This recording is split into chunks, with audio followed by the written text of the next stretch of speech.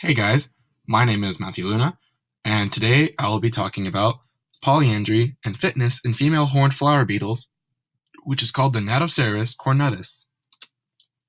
So, polyandry is when a female mates with several different males, which is beneficial for them because it increases fecundity in them, which is their egg production. They're brought gifts from their mates, and they receive less harassment from potential mates when they're asked to. However, there are some negative aspects about this. Because of constant mating, they're at higher risk of parasitism, predation, and risk of disease and injury. Some questions that were asked by the researchers that conducted these experiments was, what really are the benefits of a polyandrous relationship compared to others? So they went about this by testing 3 different groups. One where females would mate with 4 different virgin males, one where the female would mate with one male 4 times, and a group where the female would mate only once.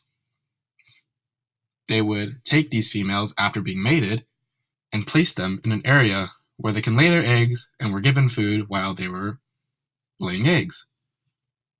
After they laid their eggs, the females were moved to a living area where they'd be recorded and observed to determine the quality of their lifespan and to see if they went up or down because of their mating methods.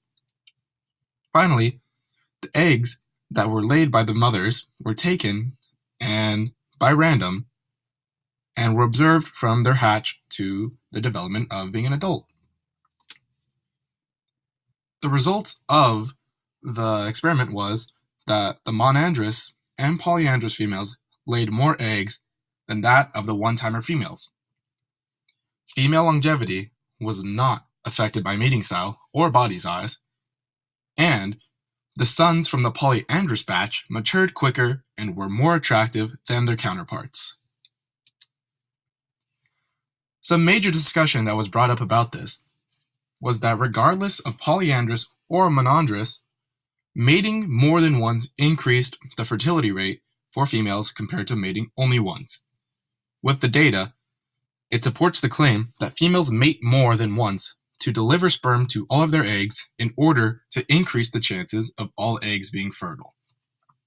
Lifespan was expected to be lowered in females that mated more often than the others, but the data showed that lifespan of each group did not have significant distances between each other, meaning that females that mated only once did not live significantly longer than females that mated more than once, whether it be monandrous or polyandrous. They all had pretty similar lifespans, give or take.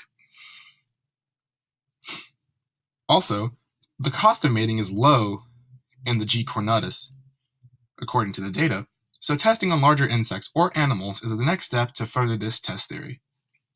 Meaning, like, it might not have a low cost on these beetles, but maybe if we stepped it up to a bird or another polyandrous mammal, maybe there would be a notable difference between mating more than once, leading up to the effects of being exposed to parasitism or predation or disease or injury. Testing on a rabbit would be the next step up because rabbits have large offspring as is, and if finding a polyandrous rabbit and comparing it to a monandrous or a one-timer rabbit, maybe there'd be different results, whether it be more predation because they're tired or injury or disease. Here is my data that I collected from the research paper showing the lifetime reproductive success, the fecundity, longevity between the LRS group and the fecundity group. And you can see that all the numbers have similar differences between the 4 and 5 area and the 1 and 0 area.